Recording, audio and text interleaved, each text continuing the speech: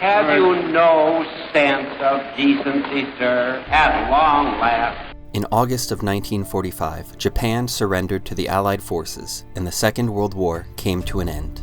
Americans, both rich and poor, black and white, immigrant and native-born, flooded onto the streets to celebrate not just a military victory, but the promise of a better world, free of fascism and injustice. At last, it seemed they had earned their fair share of the future. Young men returned from the Pacific and Europe, stepped off trains and ships and walked back to their communities, their neighborhoods, their families. They kissed their children, reunited with sweethearts, and began to believe that their sacrifices had bought something lasting.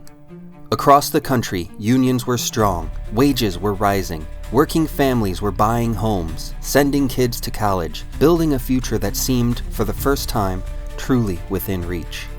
Because for over a decade, thanks to the New Deal legislation of President Roosevelt and progressives in Congress, the balance of power had been tilting toward the working class. But even before the gun smoke cleared and the cheers died down, the capital class, in their boardrooms and banks, were already developing a different plan for America. They remembered the sit-down strikes of the 30s.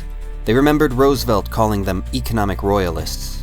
"I welcome their hatred," Roosevelt had said in 1936. "I should like to have it said of my first administration that in it the forces of selfishness and of lust for power met their match." But now the war abroad was over, and Roosevelt was dead. America's ruling class would redouble its efforts to sabotage the organized American working class. Their weapon of choice, as usual, would be fear. To this end, the Red Scare was bred and born. When the war ended, American workers didn't just return home. They returned organized. Veterans rejoined unions. Women brought wartime solidarity back into peacetime workplaces. 1 in 3 Americans belonged to a union. And in 1946, a labor miracle happened. Over 4.3 million workers across the country went on strike, the largest strike wave in U.S. history. Steel, auto, shipping, meatpacking, workers from all industries stood united against post-war inflation, stagnant wages, and high corporate profits. They had built this country up from the Great Depression, fought in the world's most terrible war, and now demanded their share of the prosperity. But to the corporate elite, these people weren't patriots. They were problems. The New Deal had shown what a united working class could achieve. Now, with the war over and Roosevelt gone, business leaders wanted their factories, their political power, and their record profits back. After the Bolshevik Revolution in 1917, the pro-capital government of the United States had intervened in Russia's civil war on the side of their aristocracy.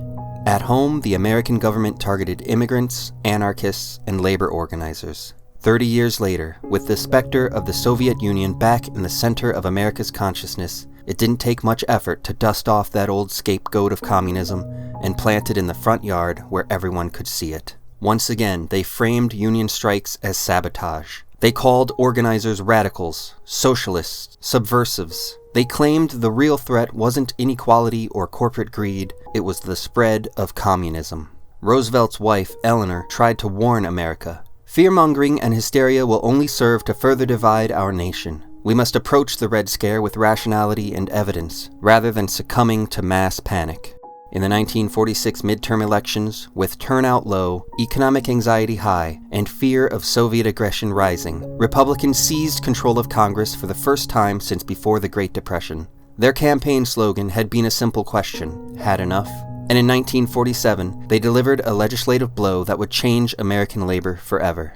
President Truman described the legislation as shocking and vowed to veto it when it reached his desk. But with the support of conservative Democratic defectors, Republicans overrode his veto and passed the Taft-Hartley Act. The act banned solidarity strikes, meaning unions couldn't legally support one another. It allowed states to pass right-to-work laws, designed to drain unions of funding and cohesion. It gave the president the power to require an 80-day cooling-off period before a strike could take place. And it forced union leaders to sign anti-communist affidavits just to access basic labor protections. The Taft-Hartley Act was written by the employers for the employers. The National Association of Manufacturers, the same companies who had fought against child labor laws and workplace safety, were now pouring millions into anti-union propaganda. Media barons like William Randolph Hearst and Robert McCormick ran editorials smearing union leaders as un-American. Politicians labeled striking workers as subversives. Even veterans and school teachers weren't safe from suspicion. And it wasn't just about profits. It wasn't just about selling papers. It was about pushing a narrative that equated loyalty to capitalism with loyalty to America. The message was clear. If you stood up too tall for workers' rights, you weren't an American. Senator Joseph McCarthy of Wisconsin was not a brilliant man. He wasn't powerful, he wasn't respected. And with no legislative accomplishments to his name, no core beliefs, no real future in politics, he needed a way to stand out before the 1952 re-election cycle. And in 1950, he found his calling. Standing in front of a Republican women's group in Wheeling, West Virginia, McCarthy waved a piece of paper and made a claim that would catapult him to national fame. I have here in my hand a list of 205 known communists working in the State Department. He didn't have a list. The list was never produced. No one on it was ever convicted of espionage. But the truth is never important to men like McCarthy. What he lacked in evidence, he made up for in spectacle. He turned Senate hearings into show trials. He smeared diplomats, teachers, and military officers alike, anyone who could be accused, however loosely, of having committed the thought crime of being a communist or even of associating with a communist. McCarthy didn't build the Red Scare. He simply strapped himself to it and went along for the ride. The House Un-American Activities Committee had been active since the 1930s. Anti-labor propaganda had been circulating for years.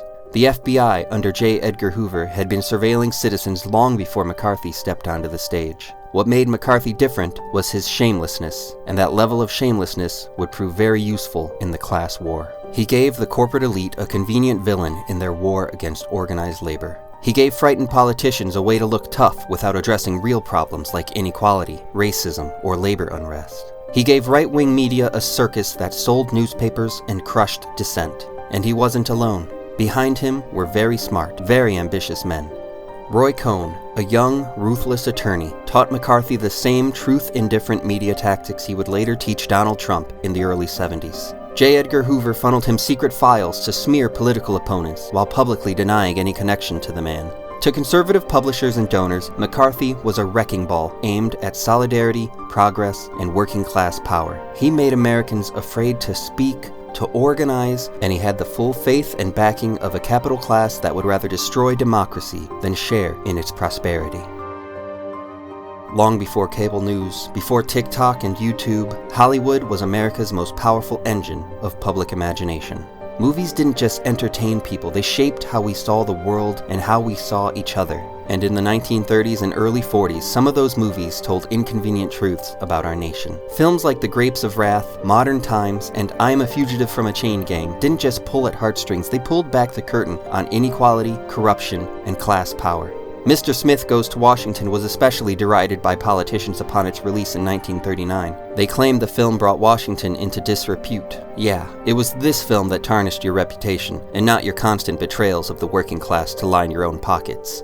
Movies like these made working people visible. They made poverty political. They made injustice feel like something we could and should fight. So in 1947, the House Un-American Activities Committee turned its attention to Hollywood. They feared that Hollywood's portrayals of economic injustice and worker solidarity would inspire sympathy for unions and socialists. Actors, directors, and especially screenwriters were hauled in front of Congress, not for committing crimes, but for committing the thought crime of having once supported leftist ideas or associating with people who had. The message was simple: name names or your career is over.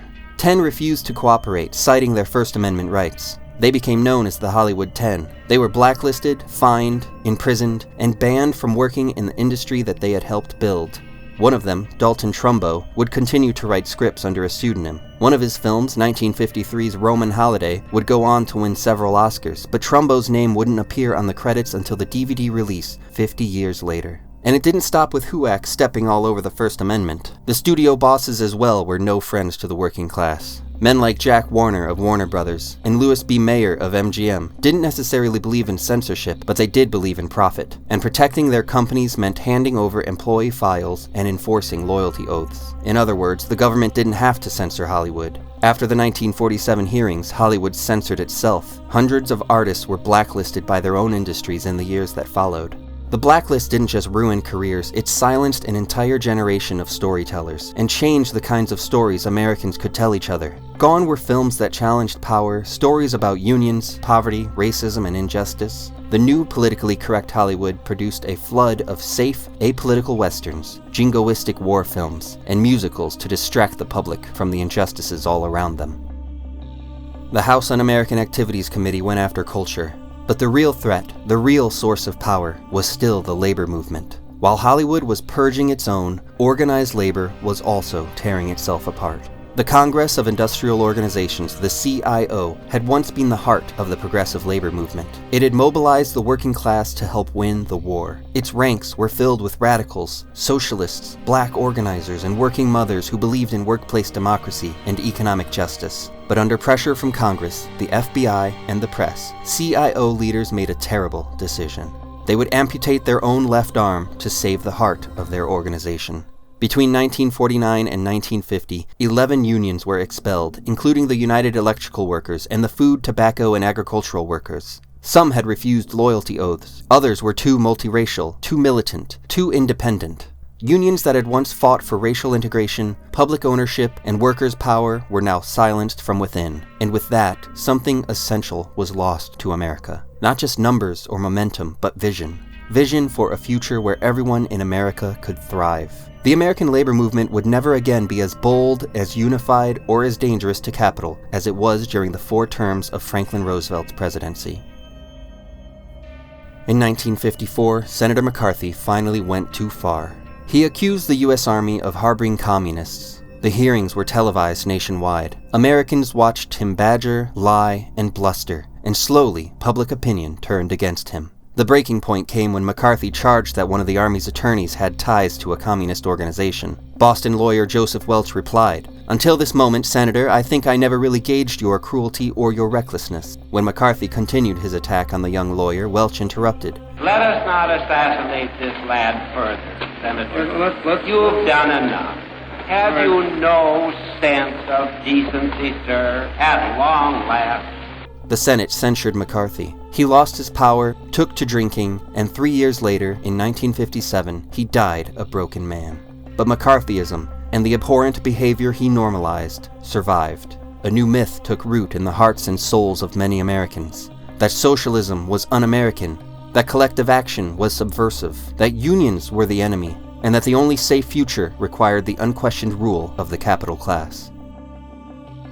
Whenever a politician calls universal health care socialism, whenever middle management asks a new employee to report anyone who mentions the word union, whenever a politician looks into a camera and lies directly to the faces of every American citizen he represents, the ghost of Senator McCarthy is whispering in our ears. McCarthyism wasn't just a brief 4-year-long chapter in American history. It was a warning to the labor class. Be quiet. Don't ask for too much. Don't stand up for people who have less than you. Don't ask your coworker how much they're making. And yet today, in warehouses, coffee shops, schools, and hospitals across the United States, workers are standing up again. The propaganda is being questioned. The stories of our pro-labor past are returning. Solidarity and class consciousness are building up once more, and the capital class impresses us less and less every time they scream at the top of their lungs. Socialist, communist, un-American, traitor. We must remember who we are. We are not un-American, we are not traitors. We are patriots who believe that our country should work for the benefit of us all, not just the billionaires. We must resist when they tell us who to hate. Just for how long are we supposed to let them get away with throwing immigrants, socialists, and poor people under the bus? In Springfield, they're eating the dogs, the people that came in. They're eating the cats. They're eating the pets. My fellow Americans, our ancestors, workers, caretakers, storytellers, soldiers, all fought to secure for us a brighter future than theirs, and we are wasting their sacrifices. Solidarity is how we can still see their dream fulfilled. Workers of the whole world, unite. Mr. McCarthy, I will not discuss this further with you. You have sat within 6 feet of me and could have asked me about Fred Fisher. You have seen fit to bring it out, and if there is a God in heaven, it will do neither you nor your cause any good. I will not discuss it further. I will not ask Mr. Cohen any more witnesses. You, Mr. Chairman, may, if you will, call the next witness.